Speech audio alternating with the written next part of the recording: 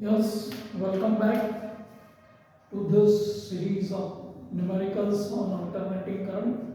अब इसमें आज हम जो क्वेश्चंस देख रहे हैं एक रेजोनेंट फ्रीक्वेंसी पर बेस्ड क्वेश्चन है। इस क्वेश्चन को कैसे करना है उसको देखेंगे। तो यहाँ देखो हमको क्या दिया हुआ है, a series LCR circuit with L, inductance दिया हुआ है हमको, इसको लिख लें हम 0.12 हेनरी। कैपेसिटेंस हमको दिया हुआ है 480 माइक्रोफैराड, इसको हम कन्वर्ट कर लेते हैं 480 into 10 raised to the power minus 6 farad. Resistance is also given to us 23 ohm और VRMS आपको दिया हुआ है 230 ohm। ये पैरामीटर्स हमको दिए हुए हैं। is connected to a 230 volt variable frequency supply। ये तो गिवन है, पूछा क्या गया है उसको हम देखें। What is asked, what is the source frequency for which current amplitude is maximum, obtain this maximum value. तो हम एक ही बात करते हैं यहाँ पे पहले। अब इसमें देखो आप कि what is the source frequency for which current amplitude is maximum. Current amplitude maximum कब होगा, जब सर्किट प्योरली रेजिस्टिव। तो प्योरली रेजिस्टिव सर्किट है, उस केस में आपको फ्रीक्वेंसी मिलेगी resonant frequency. Means omega R जो है आपका वो हो जाएगा आपका 1/√LC।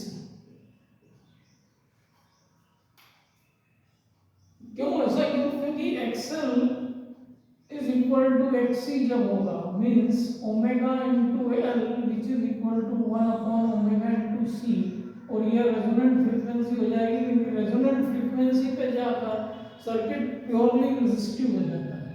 तो ये हो गया आपका ओमेगा आर स्क्वायर। मैंने ओमेगा को और इसको मल्टीप्लाई कर दिया और रेजोनेंट फ्रीक्वेंसी लिखा आपके सामने, ये आ गया। तो omega R is equal to 1/√LC होगा। तो अब यहाँ पर हम पहले इसकी वैल्यू निकाल लेते हैं। तो ये जो आ रहा है आपका इंडक्टर आपको दिया हुआ 0.12 हेनरी और ये आपका 480 इंटू 10⁻⁻6 फैराड। तो इसको कैलकुलेट कर लेते हैं। तो ये हो जाएगा आपका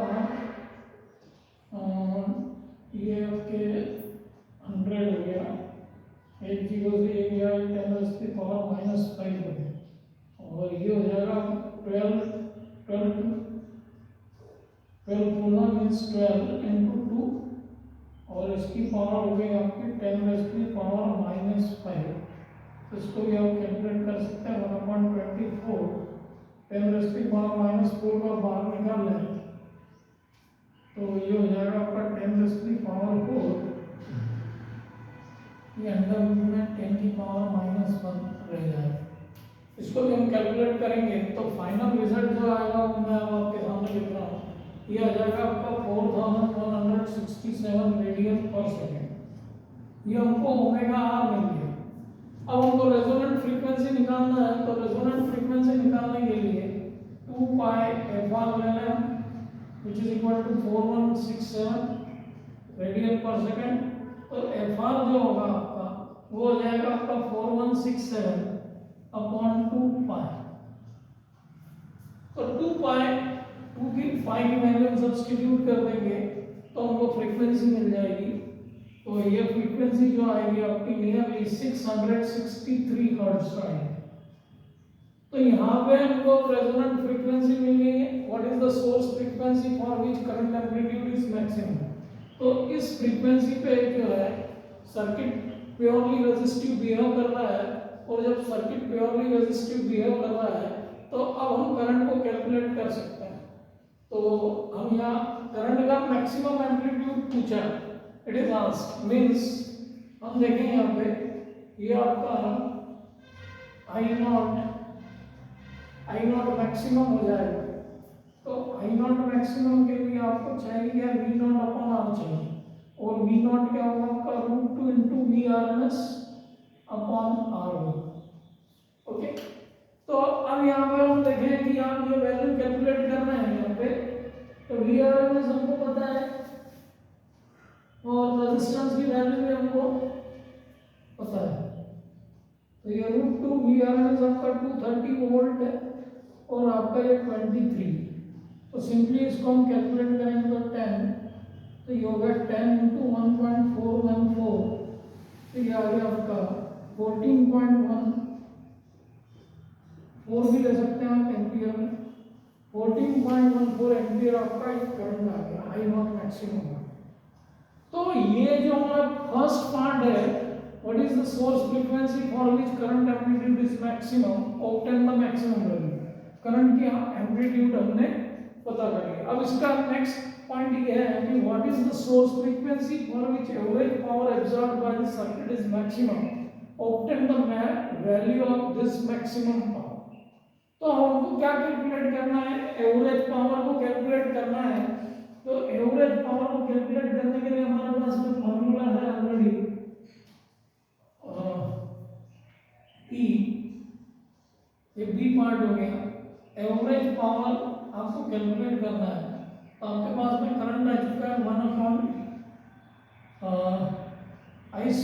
होगा आपका, I नॉट मैक्स का स्क्वायर इंटू R। ओके, तो आई ये हमारे पावर को डिफाइन करना है और हमको ये एवरेज पावर निकालना है। तो एवरेज पावर के लिए हमको यहाँ पे 1/2 मल्टीप्लाई करना है। तो यहाँ पर देखो 1/2 आपकी वैल्यू जो है हम उसको 14.1 का स्क्वायर ले लेते हैं, इंटू R आपका 23 है, तो इसको कैलकुलेट करते हैं। ओके, तो 14.1 एम्पियर आपका वैल्यू करंट है और उसकी वैल्यू को हमको कैलकुलेट करना है। तो यहाँ पर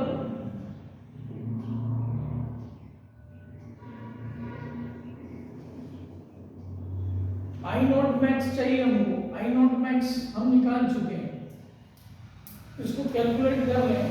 तो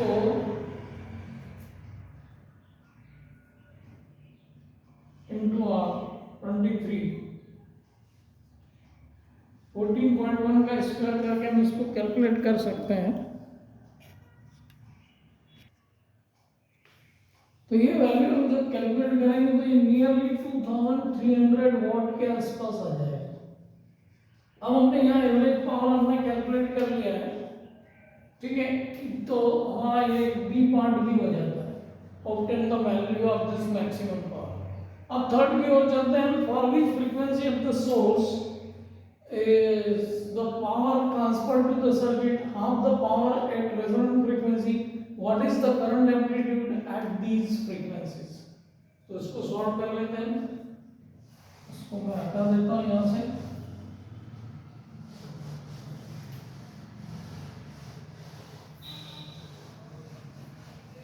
तो सी पार्ट की ओर चल रहे हैं। तो सी पार्ट में जाने के लिए हमको क्या चाहिए कि जो टू एंगुलर फ्रीक्वेंसीज हैं for which the power transferred half of the power होगा। तो यहां पर हम ले लेते हैं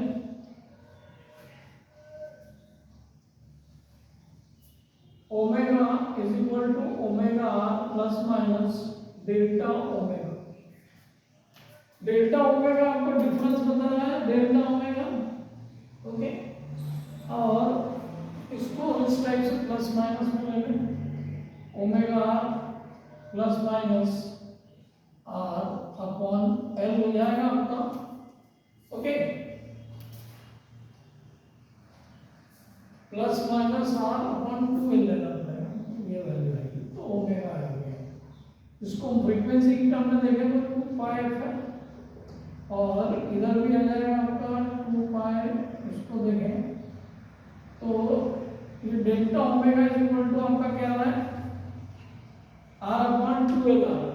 ओके, तो अब यहाँ पर हम वैल्यूज पुट कर सकते हैं, इसको इन टर्म्स ऑफ फ्रीक्वेंसी देखें तो ये हो जाएगा आपका F R plus minus delta F.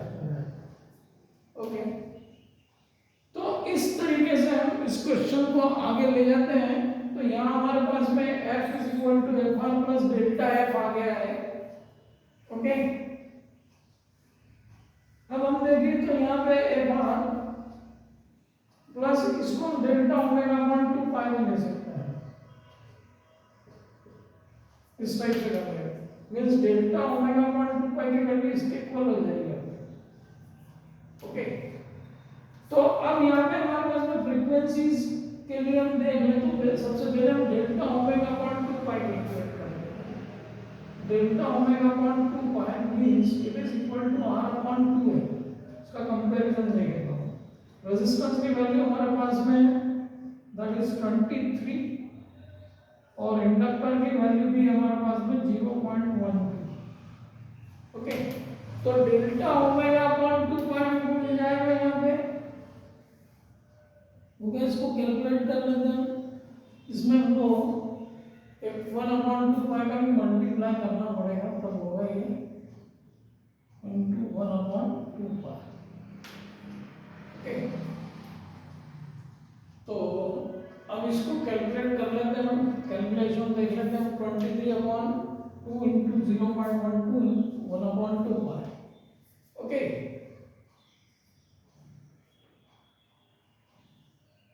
तो अब यहाँ पे कैलकुलेशन कर लेते हैं।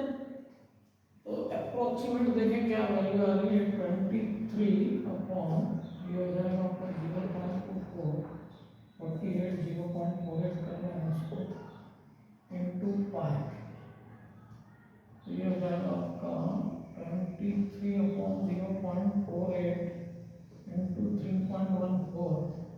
तो फाइनल वैल्यू हम कैलकुलेट कर लेते हैं। डेल्टा ओमेगा अपॉन 2 पाई का डेल्टा ओमेगा अपॉन 2 पाई कैलकुलेशन करेंगे हम तो ये नियरली 15.25 हर्ट्ज जाएगा। मीन्स हम इसको 15 हर्ट्ज ले सकते हैं। तो ये हमारे को डेल्टा ओमेगा अपॉन 2 पाई मिल गया यहाँ पे। ओके, अब जो रिक्वायर्ड वैल्यूज हैं फ्रीक्वेंसी के लिए, मीन्स ये वाला पोर्शन हमको मिल गया यहाँ पे, तो हम कह सकते हैं कि जो रिक्वायर्ड फ्रीक्वेंसी है हमारे पास, तो फ्रीक्वेंसी तो आएगी हमारी रेजोनेंट फ्रीक्वेंसी कितनी है कि आपकी FR is equal to 663 hertz. तो 663 प्लस माइनस ये 15 हर्ट्ज ले लें तो ये आपको फ्रीक्वेंसी मिल जाएगी, required frequency in hertz. Okay, तो 663 प्लस माइनस 15 हर्ट्ज आपको ये फ्रीक्वेंसी मिल गई। For which frequency of the source is the power transferred to the circuit, half the power at resonant frequency, what is the current amplitude at these frequencies। तो frequency हमको मिल चुकी है। अब हम देखें इसका पावर कैलकुलेट कर लेते हैं, है ना। इसमें हम दो वैल्यूज कैलकुलेट कर सकते हैं। इसको पहले हम ये कर रहे हैं 663 प्लस 15 हर्ट्ज ले सकते हैं, तो ये हो जाएगा आपका 678 हर्ट्ज हो जाएगा। और माइनस लेके करते हैं तो ये हो जाएगा आपका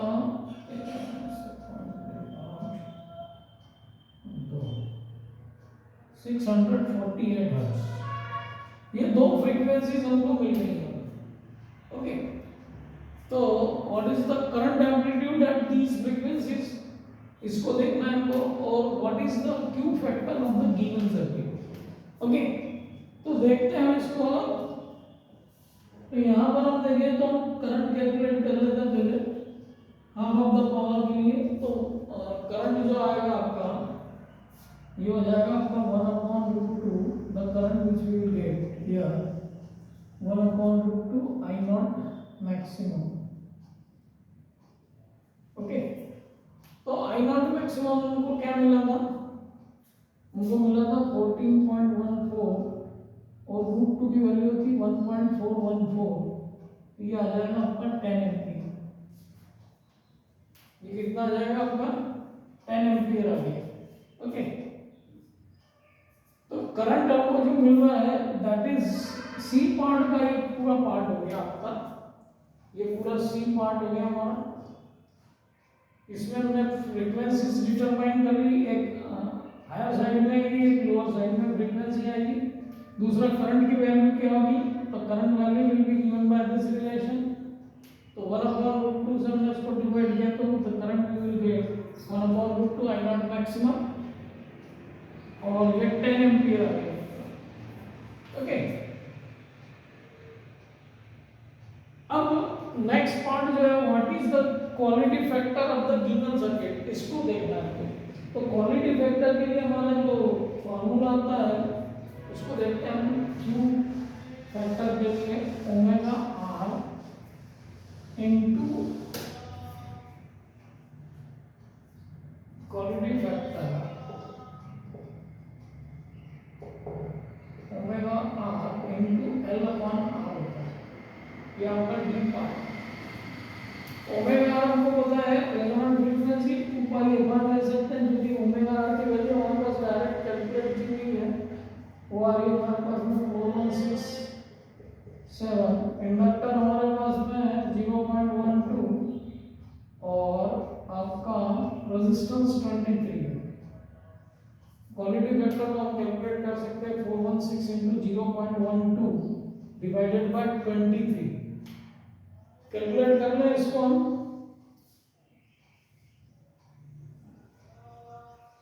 तो ये नियरली आएगा आपका 21.7, नियरली 21.7 आंसर होगा। तो यहाँ पर हमने क्वालिटी फैक्टर को कैलकुलेट कर लिया, resonant frequency multiplied by inductor divided by resistance. तो इस तरीके से हम क्वेश्चंस को अटेम्प्ट किया हमने। इसमें हमने जो भी parameters whatever asked to us that we have calculated and finally we have got this quality factor. Quality factor आपका रेजोनेंट फ्रीक्वेंसी पर बेस्ड है। रेजोनेंट फ्रीक्वेंसी की वैल्यू हमने कैलकुलेट की थी 2 पाई आर की 4167, उसको सब्स्टिट्यूट करके हमने इंडक्टर और रेजिस्टेंस की वैल्यू सब्स्टिट्यूट करके क्वालिटी फैक्टर को डिटरमाइन। ओके, तो इस तरीके से हम क्वेश्चंस को अटेम्प्ट कर सकते हैं, जो हमने सीधे स्टेप बाय स्टेप क्वेश्चंस को किए हैं। आप भी इन क्वेश्चंस को इस तरीके से करके आसानी से न्यूमेरिकल्स कर सकते हैं। न्यूमेरिकल से डरने वाला कोई काम नहीं है फिजिक्स में। यदि आपको कंसेप्ट पता है you can do it very easy. तो इस तरीके से हमने इस क्वेश्चंस को किए। आगे भी जो भी क्वेश्चंस हैं उनको हम करेंगे। आपका कोई क्वेरीज है, कोई डाउट्स है, you can put it in comment box, हम उसको सॉल्व करेंगे। So be with us, join us, subscribe our channel and share also. Okay.